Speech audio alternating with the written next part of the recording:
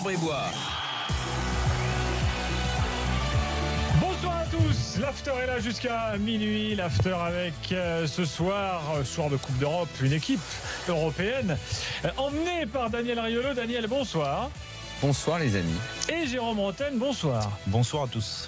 Nous sommes sur RMC, nous sommes sur BFM Sport, nous sommes également sur rmcsport.fr. Évidemment, Europa League ce soir au programme. Il y a une actualité de foot de dingue aujourd'hui, les gars, entre le mercato d'Dembélé, Mbappé, la liste de Deschamps, le tirage au sort de la Ligue des Champions, plus l'Europa League ce soir. Plus les groupes d'Europa League, il va lui falloir une demi-heure à Gilbert, donc on est déjà à la bourre. Ouais. Exactement. Mais ce sera tout à l'heure. 32-16 ans vous attend également sur le hashtag RMC Live pour débattre ensemble. Donc l'OM gagne 3-0 face à Domzalé ce soir. On aura 3 clubs français dans la phase de poule d'Europa League. Nice, Lyon et Marseille. Tirage au sort demain. Très bien, beau plateau ça. Ça te plaît? Très bien. Ah oui. Ouais, Lyon, Nice, très bien. Je vous donne quelques clubs qualifiés là ce soir lors des barrages. Je vous donne pas tous les scores, vous retrouvez ça sur rmcsport.fr. Et des surprises, des clubs éliminés Oui, là, alors il y a 2 surprises. L'Ajax éliminé, finaliste l'an dernier quand même, c'est pas rien. L'Ajax, c'est une sacrée contre-performance. Éliminé par Rosenborg, club norvégien qu'on avait un peu oublié ces derniers temps, mais voilà, qui se rappelle à notre bon souvenir. Et puis l'autre surprise, c'est l'élimination de Fenerbahçe, le club de Valbuena, entre autres, Nabil Dirar également. Fenerbahçe. Donc le football éliminé turc a perdu en plein été Galatasaray et Fenerbahçe, deux de ses clubs phares. Le fameux championnat turc présenté comme un championnat émergent avec beaucoup d'argent. Pas émergent, un championnat de retraités. Les mecs vont là-bas surtout ça a toujours été ça un peu. Oui, un peu. Et il reste donc Beşiktaş qui est en Excusez-moi, mais Jérôme a rebondi après Karaguçu. Il a rebondi où, à Bastia? Non, mais le championnat turc. Pardon, Glasgow Rangers, c'était avant ou après? Avant la Turquie. T'as joué aux Rangers, ça? Bien sûr, il joue aux Rangers. J'ai gagné un titre et une coupe. Il a joué aux Rangers, Jérôme. Tu t'en souviens pas? Mais pas du tout. Écoute, avec le maillot bleu, je te ramènerai un maillot. Brock, c'est quand même magnifique. En 2009, il a joué aux Rangers. J'ai un pote de toi là-bas, vraiment. Ouais. On l'aurait mis dans un quiz que j'aurais pas trouvé. C'est vrai? En revanche, ton club turc, ça, oui. Attends, non, mais le championnat turc, on le connaît pas trop. Mais franchement, c'est un championnat de qualité. Vu leurs résultats. Non, mais toi qui aimes bien le football technique, excuse-moi Daniel, le football technique, il y a vraiment des bons joueurs. Le problème, c'est qu'ils peuvent pas venir dans les grands championnats européens. Pourquoi? C'est parce qu'ils sont très bien payés là-bas. Oui. Bah oui. C'est pas. Ça va.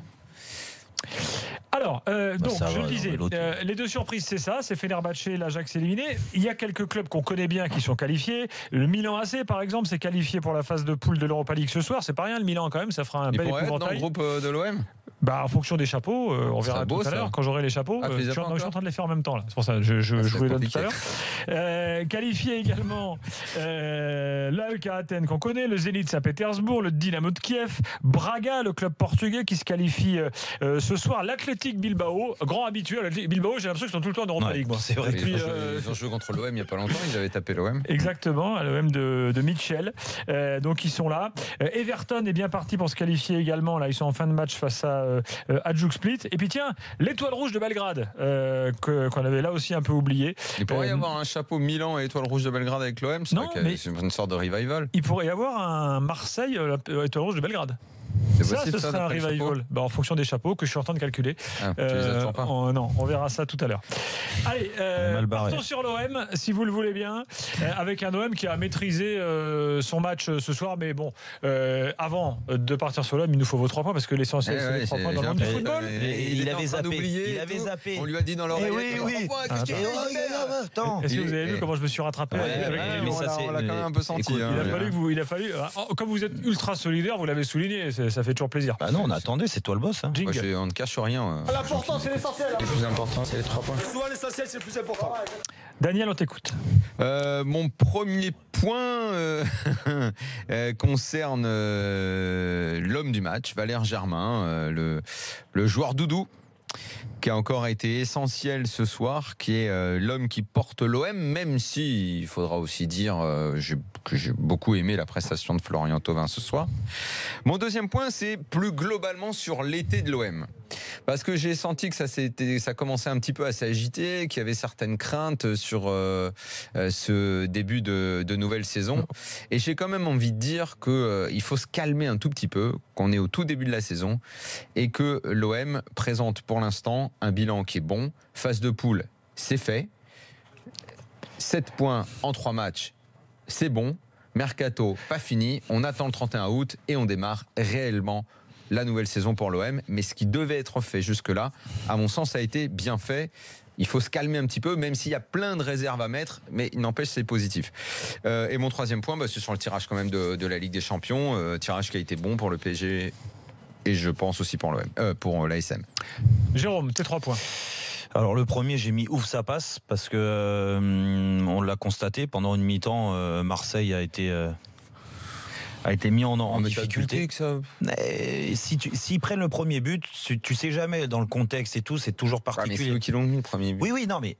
Je te parle sur la poteau pour Domzalé à 0-0. Ouais, hein. Je te parle sur la première mi-temps. Il y a eu 2-3 oublis. Non, ils sont pas bons sur la première mi-temps. Exactement. Ils se sont décontractés à 2-0. Ouais. Après là, ils ont joué. Ils ont joué. Donc j'ai dit ouf ça passe. Alors pas parce que c'est tiré par les cheveux. Bien sûr que la deuxième mi-temps elle est bien meilleure parce que les autres physiquement ils sont quand même un peu cuits.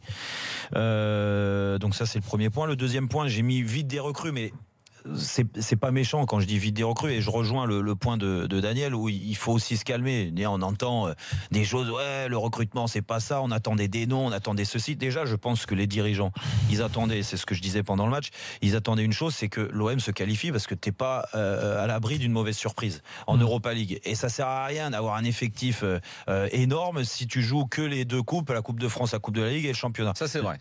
Là l'Europa League, t'es qualifié, je pense qu'il reste une semaine, il y aura des recrues. Oui, là il va se passer quelque chose. Il peut pas ne rien se passer. Et il faut des recrues parce qu'il faut étoffer cet effectif. Alors je te parle pas des noms où les gens y rêvent, les Diego Costa et j'en passe, mais je pense qu'il y a des joueurs. Toi, tu écartes Diego Costa, Sissoko et compagnie, les gars qui ont des gros salaires, tu les vois pas venir à Marseille. Non, parce qu'il faut faire beaucoup de sacrifices, et je pense que ces joueurs-là, si ils avaient dû en faire, ils les auraient fait avant, parce que l'OM a dû contacter ce genre de joueurs. Et ton troisième point ? Après le troisième point, j'ai mis Germain, parce que Germain, moi je le trouvais déjà très bon à Monaco. Alors après, il a moins joué sur la deuxième partie de saison parce qu'il y a eu la révélation Mbappé qui a joué et il s'est contenté d'une place de super remplaçant. Mais là, c'est le titulaire. Il a fait du bien sur tous les matchs de préparation, sur le début de saison en championnat et puis surtout sur l'Europa League, parce que ce soir, il qualifie presque à lui tout seul l'Olympique de Marseille. Et je le trouve bon dans ses déplacements. C'est un joueur qui est sous-coté. Il sent les coups, il a toujours le geste juste, il fait pas de bruit, il fait des efforts, il y a un bon... Je crois pas qu'il souffre d'une sorte de... Si, moi je vais un délit de pas de sale gueule, de gueule de pas fouteux. Ouais. Je sais pas comment dire ça. Le délit de gueule de pas fouteux. Mais moi j'ai limite son nom presque, Valère Germain. J'affine Daniel, un délit de politesse. Mais tu vois ce que je veux dire ? En fait, on n'arrive pas à trouver le bon mot. Non, mais moi, je comprends ce que tu dis, mais c'est pas encore ça. C'est comme le mien, c'est pas bon non plus ce que je veux dire. Tu vois, je sais pas. C'est comme s'il avait pas la bonne allure. C'est comme s'il avait pas les phrases de footeux. C'est comme s'il était un petit peu trop différent. Mais la question... tu veux dire quand tu t'appelles Oxlade-Chamberlain, ça fait plus avant-centre qui marque des buts que Valère Germain. Je préfère Valère Germain. Moi, je parle même en France. Il n'a pas la tronche, il n'est pas bling-bling, il n'est pas en phase avec il n'est pas en phase avec ce que sont les footeux de notre pays. Et franchement, moi je me dis aujourd'hui, pourquoi il serait pas? Il y a plein de mecs qui ont été essayés après 3 bons matchs en équipe de France. Le gars, lui, il n'a jamais été essayé. En fait, et je voulais en venir là parce que c'était quand même mon troisième point, donc tu t'es permis de mais c'est pas grave. C'est un scandale. Non, mais en plus, j'ai alimenté ta source. Je voulais en venir à ça. Je veux dire, voilà, quand je vois la qualité de sa saison dernière, sur les 6 premiers mois où il a joué et les 6 derniers mois où il était remplaçant et il a rien dit, et pourtant il aurait pu mériter un peu plus de temps de jeu par moment, mais Monaco a été très bon. Et là, son début de saison, quand je vois qu'il y a des blessés, il y a des joueurs qui se sont écartés en équipe de France, qu'il y a d'autres joueurs qui sont rappelés, J'ai rien contre la liste de Deschamps, hein, parce que je la trouve dans sa logique. Mais t'as des mecs qui font 3 bons matchs, ils sont appelés. Ouais, exactement. Lui, ça fait un peu plus que 3 quand même qu'il enquille maintenant. T'as quand même des certitudes. Le mec, il va pas te foutre le bordel. Ça, c'est une garantie et c'est la priorité de Didier Deschamps dans son groupe. Et ben, au bout d'un moment. J'ai l'impression qu'il faut qu'il y ait une épidémie pour qu'il soit, qu'on se pose la question de savoir si on peut l'appeler. Essaye-le parce que je pense qu'il mérite au bout d'un moment d'avoir sa chance, tout simplement. Voilà. Allez, restons sur le match dans un premier temps. On pourra reparler de Valère Germain, du mercato et du reste tout à l'heure. Jean-Luc est avec nous, supporter marseillais. Salut Jean-Luc. Salut Gilbert, salut Daniel et salut au Monterugio du Riche. Le Monterugio du... Attends, le Monterugio du Riche. Le Monterugio du Riche. Voilà. J'en ai juste 2 dans le pied gauche. Vas-y. Je suis pas sûr, mais bon. Non, je plaisante.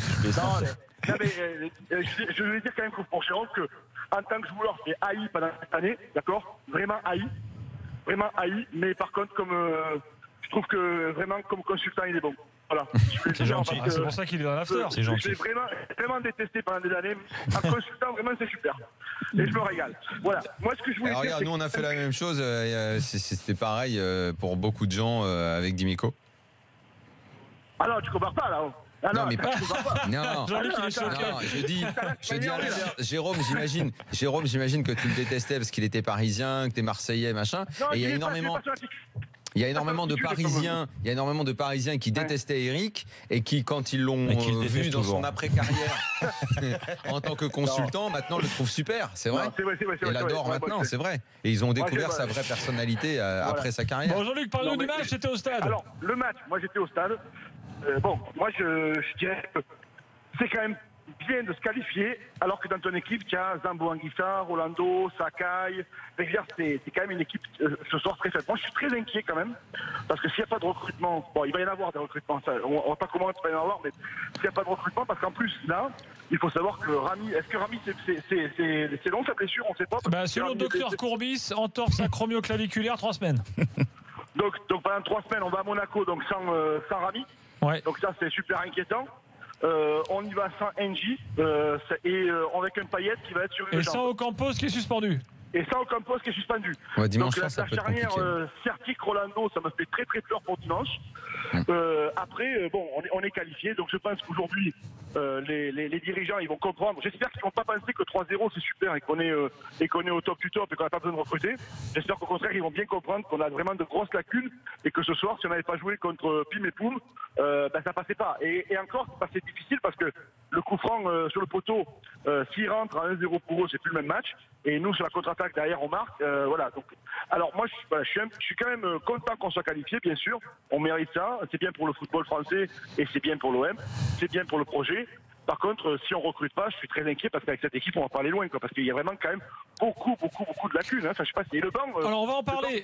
Moi, je suis assez d'accord avec Jean-Luc. Je dis depuis de nombreuses semaines maintenant au sujet de l'OM, je veux aller jusqu'au 31 août. Le 31 août.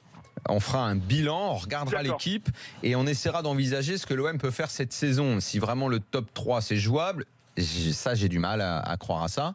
Le top 5 ça me paraît en revanche bien plus abordable. La Ligue Europa, qu'est-ce que l'OM pourra y faire? Attendons le 31 et voyons quel genre de recrues peuvent arriver, quel genre de renfort. Je pense que l'OM a besoin de joueurs intelligents, un par ligne. Il n'y aura pas de crack, il n'y aura pas de star. Il faut que ce soit du bon petit joueur, efficace, intelligent, qui s'intègre vite au collectif. T'as besoin de toi. Après, il faudrait en gros 2 autres, un Luis Gustavo de l'attaque et un Luis Gustavo de la défense, grosso modo. Mais moi, je suis d'accord avec toi parce que ce soit dur à trouver. Parce que quand tu joues avec un milieu, et c'est ce que je disais aussi pendant le match, quand tu joues avec un milieu très joueur, on ne peut pas dire que Rudy Garcia, il veut pas des joueurs techniques dans le milieu de terrain. C'est le cas. Sanson, Lopez et Gustavo. Mais quand tu joues avec un milieu comme ça, tu sais que quand tu vas pas avoir le ballon, tu vas être en difficulté parce que c'est pas des mecs qui récupèrent facilement beaucoup de terrain et beaucoup de casse. Exactement. C'est vrai. Donc dans ces cas-là, il faut avoir absolument une défense très solide. Souvent les équipes joueuses comme ça d'un point de vue offensif dans le milieu de terrain et devant, ils ont des mecs derrière où c'est des valeurs sûres. Aujourd'hui, les valeurs sûres derrière, c'est pas quand même le point fort de l'Olympique de Marseille, la défense. Moi je pense que s'il veut cette stratégie là, il est obligé d'avoir une ligne défensive très solide. Alors tu as pris Amavi à la place de Pat Evra. Pat, c'est mon pote, mais aujourd'hui il faut reconnaître une chose, qu'il est quand même moins bien, il est en difficulté et au bout d'un moment oui, c'est un euphémisme. Peut-être que Amavi va apporter un peu plus de stabilité. Il est comment Amavi Je sais pas. Il est en forme, je pense qu'il est en forme, il a joué, Daniel. Ce que je veux dire, il était en Angleterre, il s'est peut-être endurci en plus, donc je pense que c'est pas une mauvaise recrue, mais dans l'axe, tu as pris Rami, mais tu joues avec Rolando. Je suis pas sûr que ça soit la charnière. Ça ne complète pas des masses. Exactement. Et ça met ce milieu de terrain en difficulté à la récupération du ballon. Et tu regardes, ce soir, ils sont en difficulté parce qu'en face, tu as quand même des bons joueurs, même si c'est une petite équipe. Ouais, tu as des bons joueurs. Ballon, ça joue un peu. Et donc, ils t'acculent par moment sur ton but. Angers l'a fait pendant une mi-temps. Dijon l'a fait. À Nantes, Nantes c'était un petit Nantes, mais par moment il y a eu des difficultés. À la fin, voilà, donc je pense que c'est soit tu densifies ton milieu de terrain et tu le mets plus solide, mais je pense pas que ça soit la politique de Garcia aujourd'hui. Donc absolument recruter derrière. Jean-Luc, en 30 secondes, comment c'était au stade ce soir? Parce qu'il y avait énormément de monde, on avait cassé les prix, il y avait des billets à 5 €, il y avait une belle ambiance. Ouais, belle ambiance. C'est vrai que on retrouve. J'avoue que ce projet, ce qu'il a ramené, c'est qu'il a ramené l'envie, quoi. Il a ramené l'envie chez les supporters. Moi, je suis supporter depuis des années. On avait perdu le goût d'aller au stade. Moi, j'y allais quand même, mais on n'avait pas la même ambiance dans le stade. Ce soir, il y avait une belle ambiance. C'est plutôt familial comme ambiance. Alors, on voit bien que c'est l'été, quand même. On sent bien que c'est l'été pour beaucoup de choses. On voit que les gens ne sont pas tous bien synchro parce que c'est l'ambiance. Il y a des touristes, quoi. Ouais, il y a beaucoup de touristes, mais c'est quand même vraiment sympa. Voilà, moi je trouve quand même qu'on remplit le stade. Ils sont intelligents de mettre les places à 15 € parce qu'ils les mettraient comme avant à 35 ou 40 €, les gens ils viendraient pas. Alors que là, à 15 €. À 15 ou à 5 ? Non, il y avait des places à 5 ce soir. Oui, alors 5 dans les virages et 15 dans toutes les tribunes, en fait. Voilà. C'est 5 dans les virages et 15 dans toutes les tribunes. Donc ça, c'est plutôt bien parce qu'en fait, c'est les premiers qui prennent, qui ont les places. Et donc, du coup, les mieux placés, c'est quand on prend au début. Mais 15 pour tout le monde et 5 pour les virages. Moi, excellente stratégie tarifaire. Voilà. Et tu peux venir avec tes gosses, voilà, et les gens, ils peuvent venir. Franchement, ça, c'est bien. Je veux dire, de toute façon, sinon, il y aurait eu quoi? Il y aurait eu 10 000 personnes ou 15 000 personnes. Oui, évidemment, autant casser les prix. Jean-Luc, il faut qu'on fasse notre pause, là. Merci à toi, en tout cas, bon retour à la maison. Dans quelques instants, on continue le débat. On va parler mercato à Marseille, reparler du match, parler d'Evra et des autres, d'Ocampos qui fait débat. Je vous rappelle que l'OM se qualifie pour la phase de groupe de la Ligue Europa, gagnant 3-0 face à Domzalé ce soir, et l'after revient tout de suite.